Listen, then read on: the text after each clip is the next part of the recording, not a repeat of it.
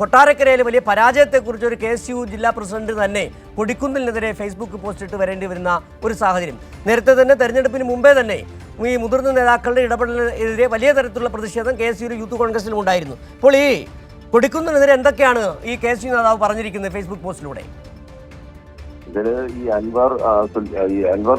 Anwar Zulfikar ഉൾപ്പെടെയുള്ളവർക്ക് seat നൽകണമെന്ന് കാട്ടി KSU വലിയ കത്തൊക്കെ നൽകിയിരുന്നു DCC നേതൃത്വത്തിന്.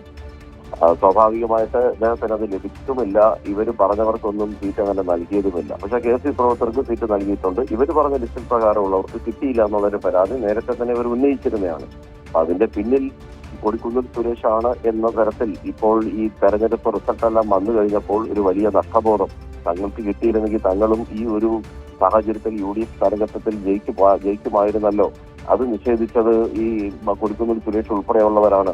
കൊട്ടാരക്കര നിയോജക മണ്ഡലം പൂർണ്ണമായും UDFന് നഷ്ടപ്പെടുന്ന ഒരു സ്ഥിതി ഉണ്ടായി. അവിടെ UDF ഇല്ലാതായ പോലെ ആയിപ്പോയി എന്നെല്ലാം പറഞ്ഞുകൊണ്ടാണ് ഈ അൻവർ സുൽഫിക്കർ ഫേസ്ബുക്ക് പോസ്റ്റ് ഇട്ടത്. പിന്നീട് അദ്ദേഹം അത് പിൻവലിച്ചു. പിന്നെയും ആരോ നിർബന്ധിച്ച് അദ്ദേഹം തിരിച്ചിടുകയും ചെയ്തു.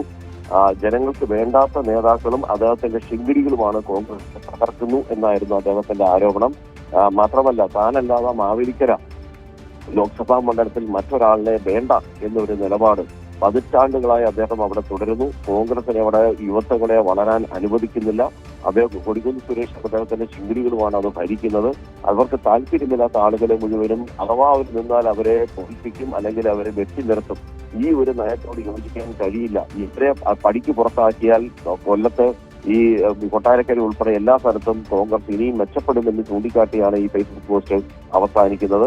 ഈ സംഭവത്തിൽ KC വേണുഗോപാൽ തന്നെ പ്രതികരിച്ചിട്ടുണ്ട്. കാര്യം കൊടിക്കുന്നിൽ സുരേഷിനെ പോലെ ഒരു ദേശീയ നേതാവിനെതിരെ ഒരു KSUവിന്റെ കൊല്ലം ജില്ലാ പ്രസിഡന്റ് ഇങ്ങനെ ഒരു ആരോപണം തുറന്ന് അതും ഫേസ്ബുക്ക് പോസ്റ്റ് ഇട്ടതോടുകൂടി അത് ചർച്ചയായി.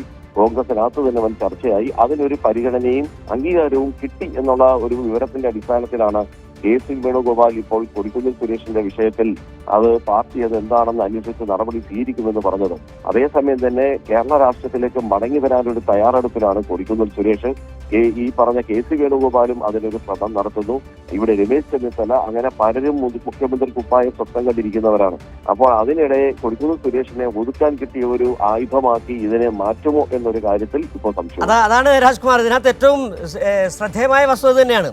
ഇവിടെ കേരളത്തിലേക്ക് മടങ്ങി വരാൻ പല MP മാരും ശ്രമം നടത്തുന്നതാണ് ഇനി കോൺഗ്രസിനെ UDFനെ വലിയ പ്രതിസന്ധിയിലാക്കുന്നത്.